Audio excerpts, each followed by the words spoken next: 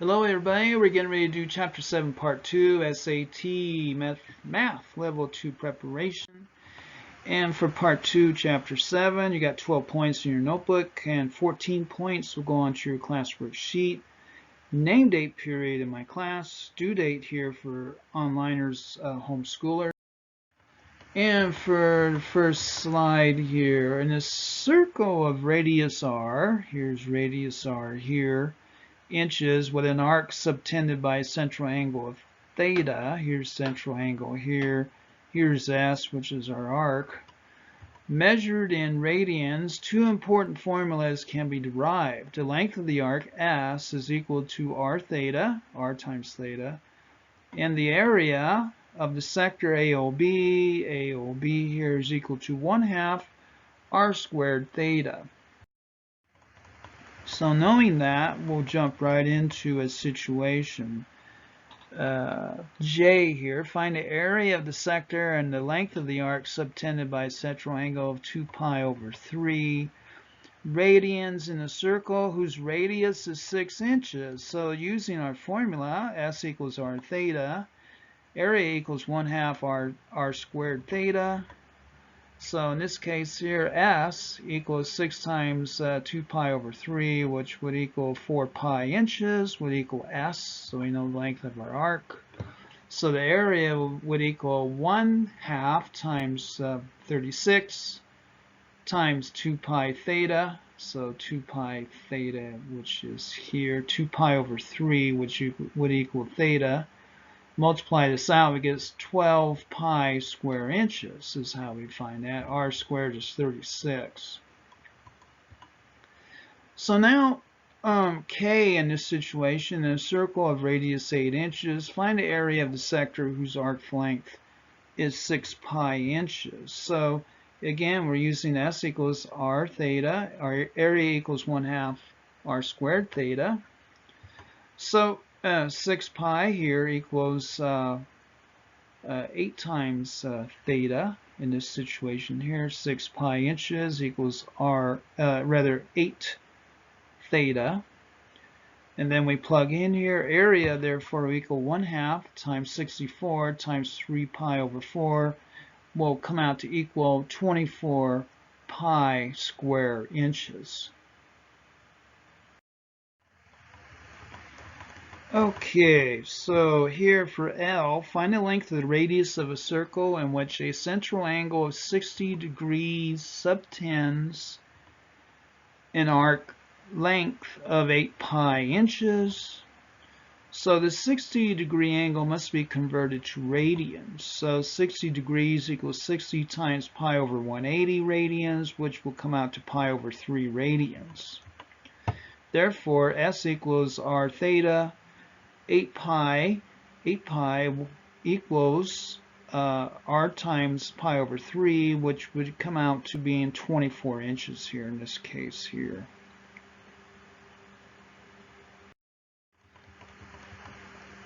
Analyzing the graph of a trigonometric function can be readily accomplished with the aid of a graphing calculator. Such an analysis can determine the amplitude, maximum, minimum, and period, or phase shift of a trig function, or solve a trig equation or inequality. The example and exercises in this chapter show how a variety of trig problems can be solved without using a graphing calculator. They also explain how to solve trig equations and inequalities and how to analyze inverse trig functions. Since the values of all trigonometric functions repeat themselves at regular intervals, and for some number p, f of x will equal f of x plus p for all numbers x, these functions are periodic trigonometric functions. Since the values of all trig functions repeat themselves at regular intervals, and for some number p, f of x equals f of x plus p for all numbers x, these functions are called periodic functions. The smallest positive value of p for which this property holds is called the period of the function. The sine, cosine, secant, and cosecant have periods of 2 pi, and the tangent and cotangent have periods of pi. The periods of the 6 trigonometric functions shown below demonstrate that the tangent and cotangent repeat on intervals of length pi, and that the others repeat on intervals of length 2 pi. The domain and range of each of the 6 trigonometric functions is below. So here's our summarization of parent trig functions. So for the domain, we're going to list domain and range of sine and cosine negative infinity, infinity. Then your range would be negative less than or equal to sine x less than or equal to 1. Cosine would be negative infinity and infinity for your domain. Your range would be negative 1 less than equal to cosine x less than or equal to 1. And then the tangent would be all real numbers except odd multiples of pi over 2. And then your range here would be all reals. And then cotan would be all real numbers except all multiples of pi. And then your range would be all real numbers. Then secant would be all real numbers except odd multiples of pi over 2. And then here is your range here would be negative infinity, negative 1, in union with 1 and infinity. And then cosecant would be all real numbers except all multiples of pi would be in your domain of the cosecant function. And then negative infinity to negative 1 here, and then union of 1 and infinity. Trig functions can be transformed just like any other function. They can be translated or slid horizontally or vertically, or dilated, stretched or shrunk horizontally or vertically. The general form of a trigonometric function is y equals a times trig, bx plus c plus d, where trig stands for sine, cosine, tan, cosecant, secant, or cotan. The parameters a and d up here, a and d, accomplish vertical translation and dilation, while b and c accomplish horizontal translation and dilation. When working with trig functions, the vertical dilation results in the amplitude, whose value is absolute value a. If b is factored out of bx plus c, we get b times x plus c over b. The horizontal translation is negative c over b and is called phase shift. And the horizontal dilation of trig functions is measured as the period, which is the period of the parent trig function divided by b.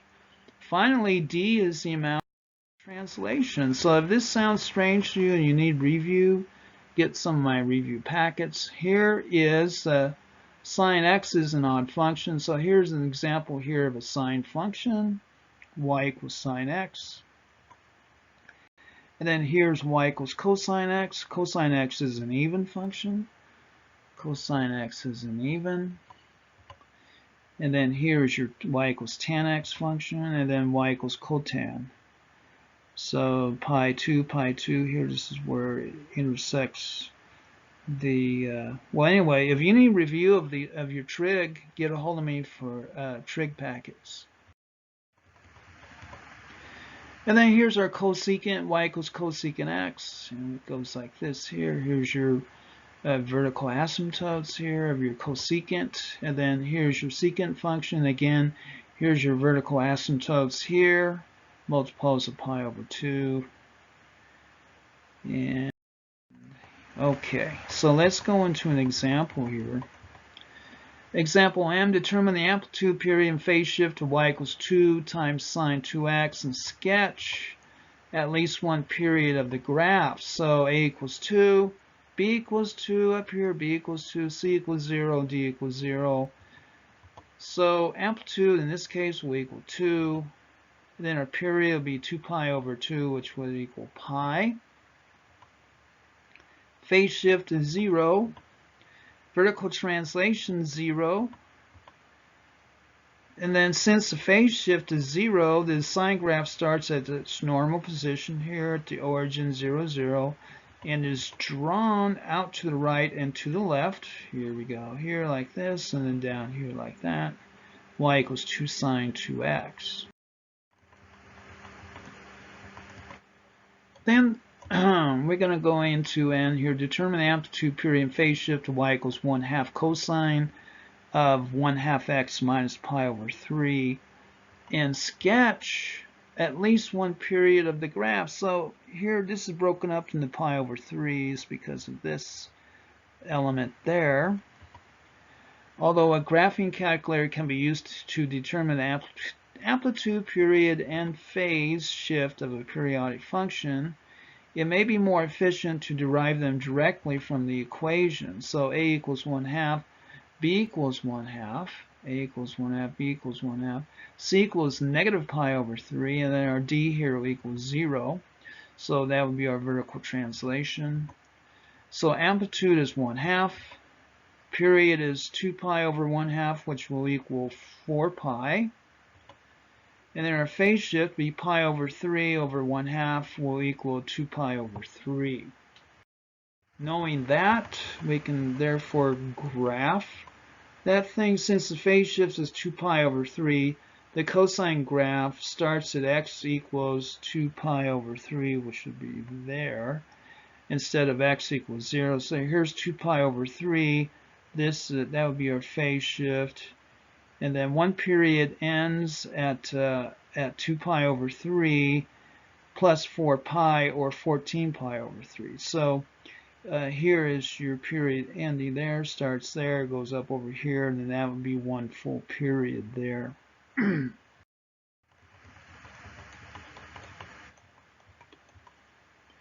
Determine the amplitude, period, and phase shift of y equals negative 2 sine of pi x plus 3 pi, and sketch at least one period of the graph. So here again, a equals negative 2, b equals pi, c equals 3 pi, and d would equal 0. So amplitude in this case will equal 2. Our period would equal 2 pi over pi, which would equal 2. Phase shift would equal negative 3 pi over pi, would equal negative 3. And then since the phase shift is negative 3, the sine graph starts at x equals negative 3 over here, negative 3 over here, instead of x equals 0. And one period ends at negative 3 plus 2, or negative 1. So right here would be the end of one period here. The graph can continue to the right and to the left for periods as desired. Since the coefficient of the sine is negative, the graph starts down as x increases from negative 3 instead of up as a normal sine graph does. So the coefficient of the sine is negative. And that was Chapter 7, Part 2, SAT, Math Level 2 Prep. Animated PowerPoint Math Video, AOL.com for course materials or questions. Thank you very much.